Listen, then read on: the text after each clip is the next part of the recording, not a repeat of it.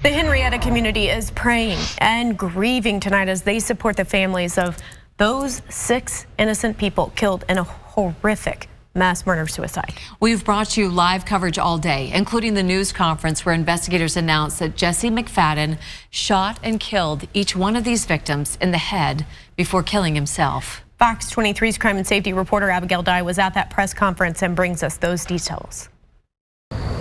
It is so hard to understand why someone would kill 5 children and their wife.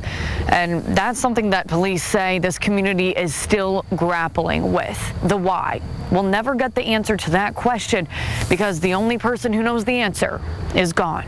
A press conference confirmed the sad details of what happened before 7 bodies were found on a Henrietta property. Jesse McFadden murdered 6 people and then killed himself. Police Chief Joe Prentice identified Ivy Webster, Brittany Brewer, Holly McFadden, and her 3 kids, Riley Allen, Tiffany Guess, and Michael Mayo, as the victims. Holly's mom, Jeanette Mayo, knew this sad truth a day before. They were my world. I love all my grandchildren, and I go out of my way for each and every one of them. I have 8 grandchildren, or had 8. Police say Ivy, Brittany, and Riley were found scattered along a creek on the property, all with 1 gunshot wound to the head. About a quarter mile from them were the other 4 bodies. Tiffany and Michael were shot twice in the head, and Holly was shot 3 times in the head. Jesse shot himself. Without going into a lot of detail, that scene appeared to be staged to me. And that is my opinion based on what I observed. Staged as in the bodies? I don't want to go into details. I think the bodies had been moved from where they were originally killed.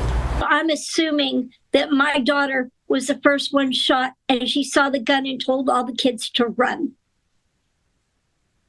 It's the only thing I could think of. Now, without a suspect to put behind bars, police are trying to put together a timeline. There are questions that will never get answered because the only people that know are no longer here. And the families are trying to heal. This has just been the most heartbreaking thing I've ever had to deal with.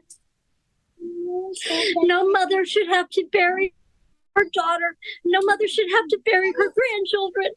Police say they also recovered a 9mm handgun from the scene that they say was registered to Holly McFadden.